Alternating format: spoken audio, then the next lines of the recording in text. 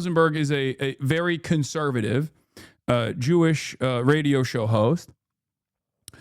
And they had a back and forth on this radio show where they were talking about Zohran Mamdani and 9/11. Here's what took place. There's a crisis.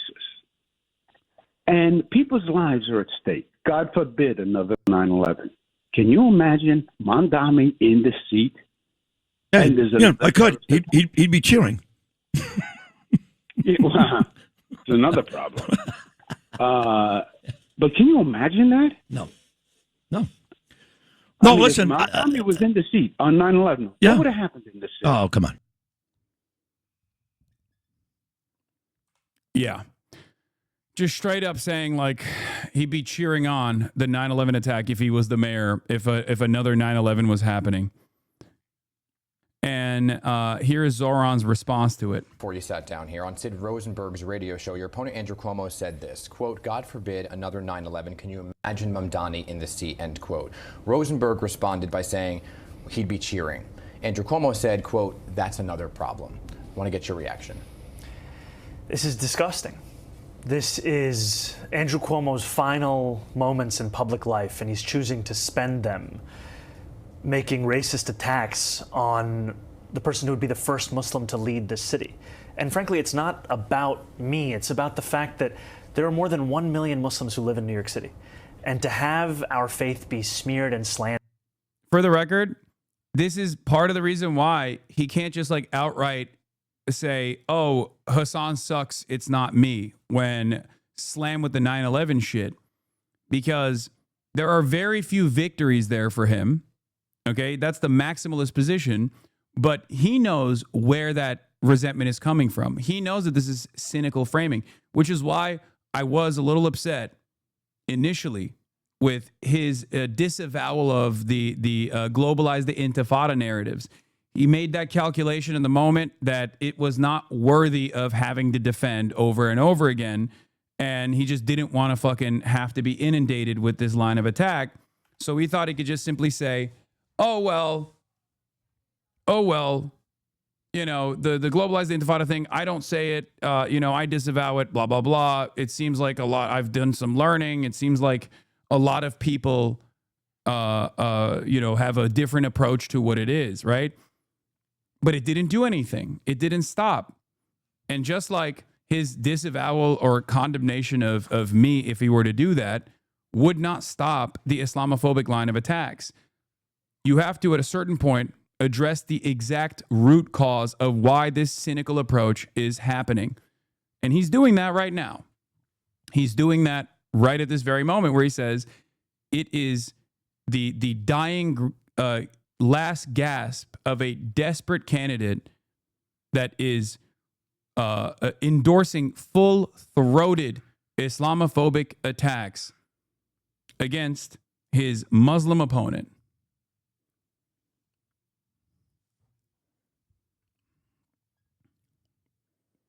And the very fact that Democrats are not all incredibly angry at Andrew Cuomo for, one, refusing to drop out of the race, and two, allowing him to basically exist within the Democrat infrastructure while doing these sorts of bigoted lines of attack, not just against Muslims either, but against all different marginalized backgrounds, as we saw in last night's AI attack ad that he crafted, that they quickly posted and deleted.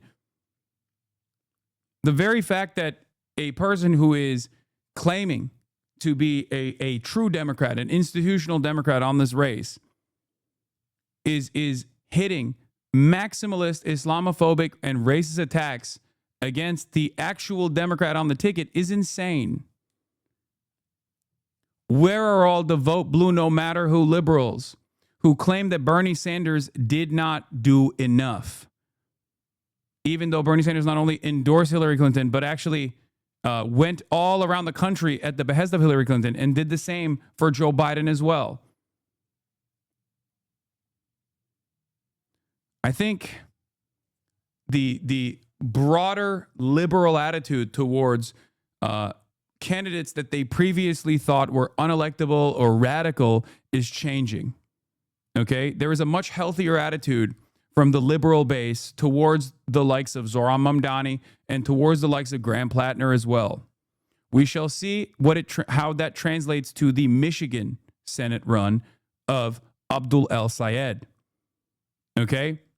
It seems to me like voters, liberal voters in general, are lockstep with the left flank of the party, where they have now finally realized that actually it is a better electability argument if you are engaging in left populist policy making.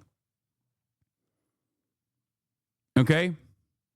Same shit for how long they stood up for Haitians. This included the media who did the bare minimum in terms of advocating. I know. I mean, that was unimaginable. Like, I could not believe it. You know, you were here. I could not understand how an election campaign got away with straight up saying that black people were eating cats and dogs, man. It was so fucking insane.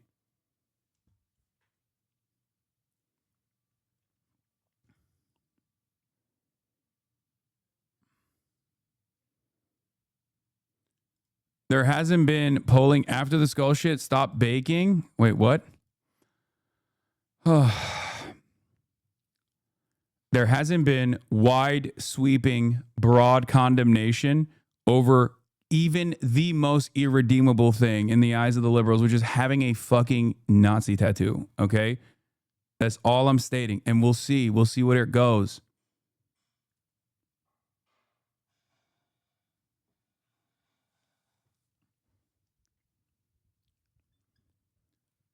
All I'm saying is I'm noticing a lack of response from these kinds of severe escalations from the right. There's a lack of response on the left against severely escalating, severely tuned up, racialized rhetoric. So much so that even the likes of fucking Dinesh D'Souza has recognized it. The anti-Indian sentiment that is so perverse and unchecked and unrestrained. So much so that J.D. Vance, whose children are Indian, J.D. Vance, whose wife is Indian, has defended the anti-Indian sentiment of big balls and all the Doge kids and whatnot. And when the Republicans also expand that permission structure of bigotry, what do you think is going to happen? When people have no social cohesion, when people have no social checking around bigotry that is not only exhibited, but just like openly posterized bigotry, a lot of those people are going to feel infinitely more comfortable doing it. By someone who at one point was considered a leader in the Democratic Party showcases the fact that bigotry and racism is not exclusively a Republican problem. It is also a problem within our own party. And it is time that we turn the page on Andrew Cuomo and those that would tolerate this kind of rhetoric from him as well. Yeah, I can hear the passion and emotion in your voice. It's personal for you. It is. I mean, it just... To describe myself and describe Muslims in this manner, it begs the question of why this kind of rhetoric is acceptable when we're speaking about Muslim New Yorkers. Because all Muslim New Yorkers want is to feel a sense of equality and respect that every New Yorker deserves. And even that is being denied by the former governor.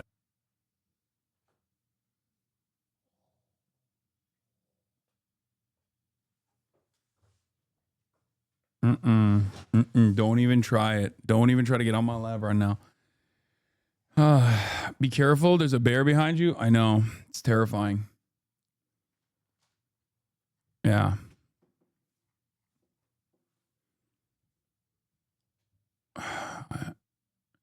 This is an incredibly comprehensive article. Okay, the Graham Plattner thing. I know. You want me to watch the Graham Plattner article. We're not going to do that right now. With a dire picture of Mamdani mayoralty, Cuomo plays to voters' fears. What a spectacular way to frame unrestrained and unrestricted racism, okay? Andrew Cuomo is escalating his warnings that mayhem would follow a victory by Zohran Mamdani, even posting an AI-generated video that depicts his supporters as criminals. On Thursday, he urged Sid Rosenberg to imagine Mamdani in that seat if there's another September 11. Yeah, I could. He'd be cheering, he said. Cuomo left. That's another problem. It's just a little bit of, playing into the fears of the voters. I'm willing to bet that if you were to ask voters what they fear more, the actual Islamophobia or Muslims in general, I would suspect the unrestrained Islamophobia would be more like the unrestrained bigotry, not just against Muslims, but against all marginalized populations, all marginalized backgrounds would probably be more of a concern for New York City voters, I think. And obviously that is the case. And that is precisely the reason why Zohran is 20 plus points on fucking Andrew Cuomo from the Wabo. But Hasan defense doesn't make sense. Cuomo spokesman Rich Azzo Party defended Cuomo's remarks, saying the governor was referring to Mamdani's refusal to denounce left-wing commentator Hasan Piker, who once said America deserved 9/11. Cuomo did not mention Piker in that part of his conversation with Rosenberg, and Mamdani has said Piker's comments on 9/11 were objectionable and reprehensible. Exactly. He thinks that's a good line of attack, except I am not a known entity. Okay? He thinks, oh, you guys are saying that me associating Zohran with cheering on 9/11 is racist. But actually, the reason why I was making that inference is because here's another progressive Muslim commentator that I also am associating with cheering on 9/11.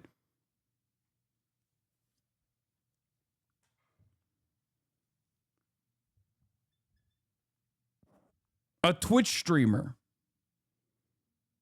Yeah, and it's also additionally stupid because I'm willing to bet I'm probably, for amongst people who know who I am versus know who Cuomo is, okay, because not many people know who I am, but amongst people who know who I am in New York, I'm probably a more popular figure than fucking Andrew Cuomo is. Like, it's so dumb.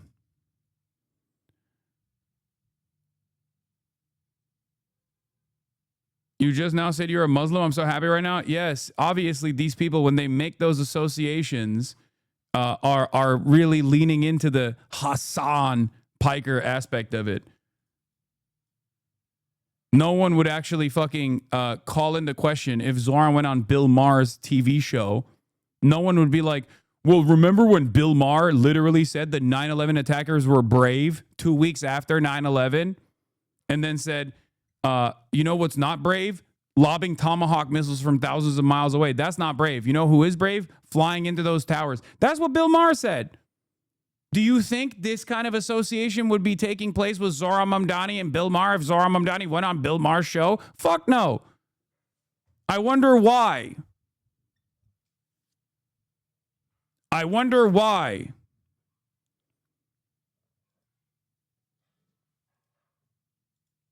Yeah.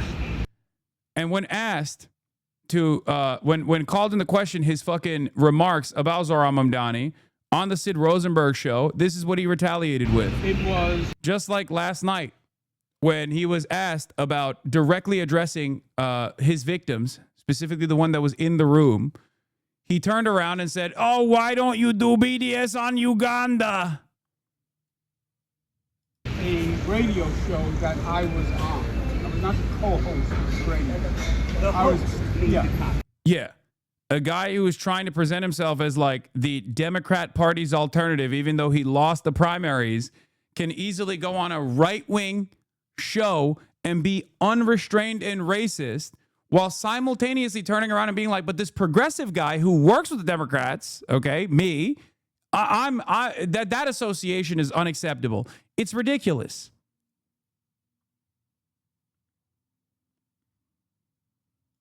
The host said whatever the host said. All right, that's the host. Don't talk to the host. Okay, the host said whatever the host said. The fuck do you mean? This entire campaign, you've been like, oh, well, what about what Hasan Piker said in 2019? I didn't bring up 9/11 to Zohran, and Zohran was like, yeah, it's awesome. Let's do another one in our conversation. In your situation, you did that this morning. Fucking asshole. About that.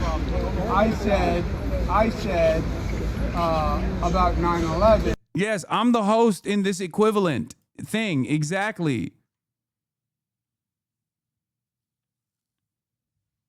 Why is that host wrong and this one isn't?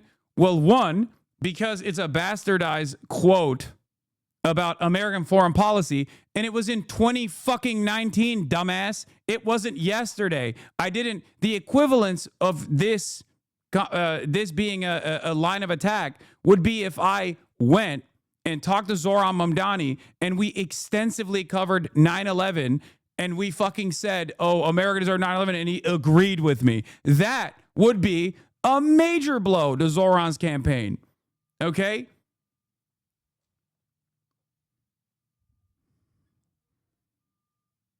You're crazy if you think Mamdani actually dislikes you? No, he doesn't. But that's besides the point. I'm not talking about that anyway. That's another problem, referring to what I have said repeatedly, which is I have a problem with the fact that Zohran pals around with Hassan Piker, who said America deserved 9/11. I did a press conference with Wendy and Sal for Churchill. Sal is dying from 9/11 illness. 10,000.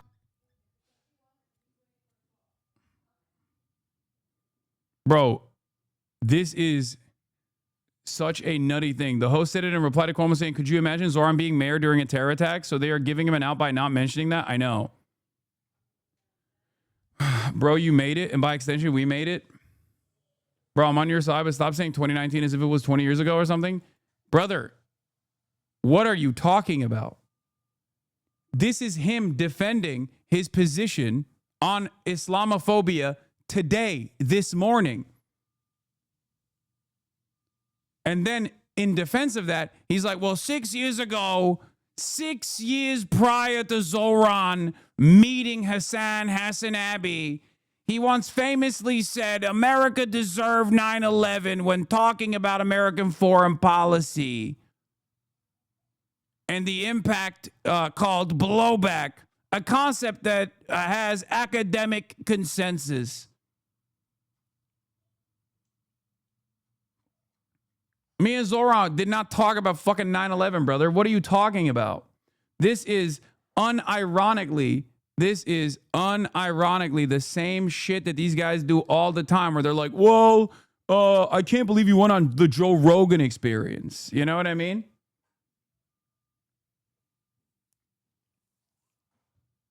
Also, what's crazy about it is that Andrew Cuomo's own personal track record is insane in comparison to what he thinks he can attack Zohran over, which is an affiliation with a Twitch streamer whose quote he is unearthing from 6 fucking years ago. Okay?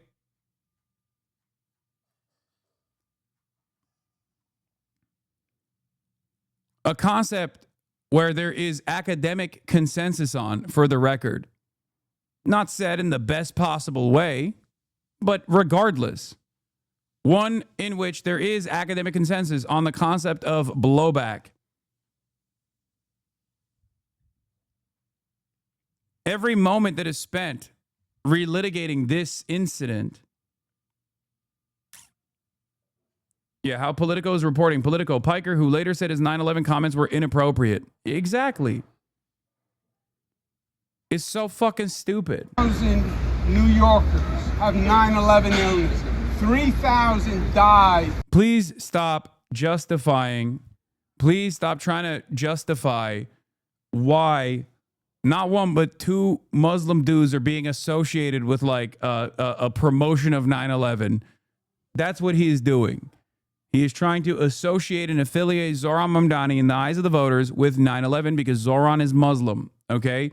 He is trying to find a logical through line to do that within the confines of permissibility without directly saying Zohran would love a 9/11 to happen. Except the problem is he did literally say the quiet part out loud this morning. Okay?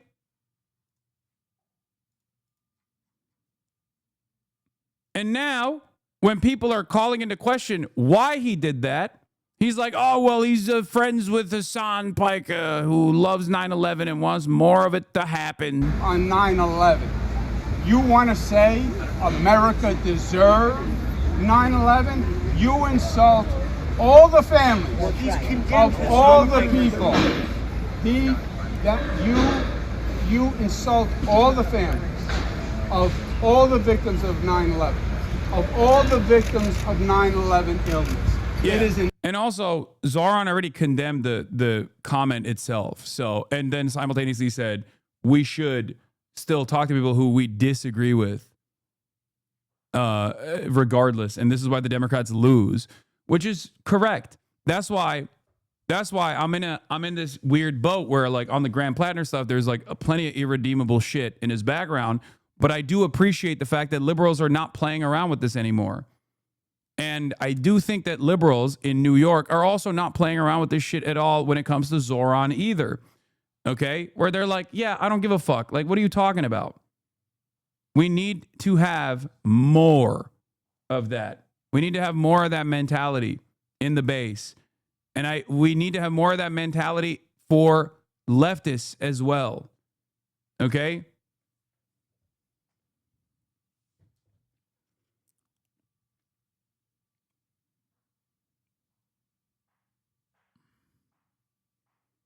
My fiance doesn't think you're reprehensible for saying that, understanding the concept you were discussing, and her mom died in the fucking North Tower. This guy's talking out of his ass. Yeah, one unaddressed aspect of this is that I said we deserved it. We did. Except people act as though I am an outsider when they're talking about this. That's the reason why it would never stick on anybody else. And that's the reason why I give examples of how it has not stuck with anyone else. insult to all New Yorkers. You're talking about a guy who has not apologized for annihilating the elderly during COVID, a guy who has not apologized for 13 credible sexual assault allegations, including a fucking state trooper, by the way, including a state trooper. That's why I say Andrew Cuomo, cop rapist. Okay. And he's over here being like, Zohran needs to apologize for 9/11, but he can't say it directly, even though he did actually laugh at it and also inferred that that's what he meant earlier this morning. So he has to fucking turn around and be like, he needs to apologize more. It's fucking bullshit. Did a press conference weeks ago and asked him to denounce that statement, and he refused. He refused. That is an insult to New Yorkers. And yes, I have a problem. Why did you laugh when he said he would cheer it? Wait, hold on.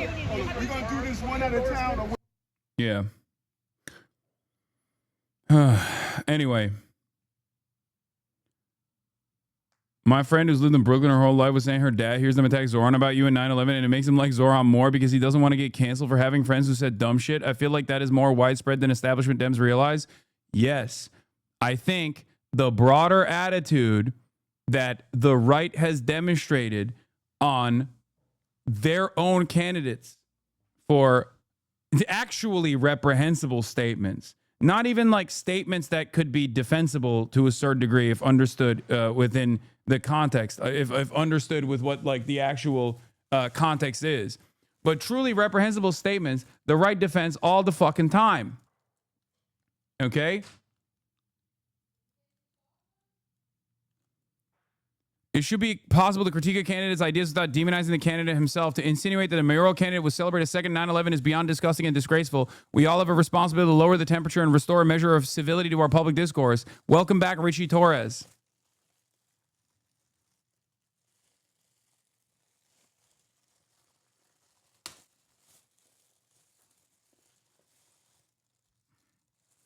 Unimaginably Richie Torres W, it seems. Stranger things have happened.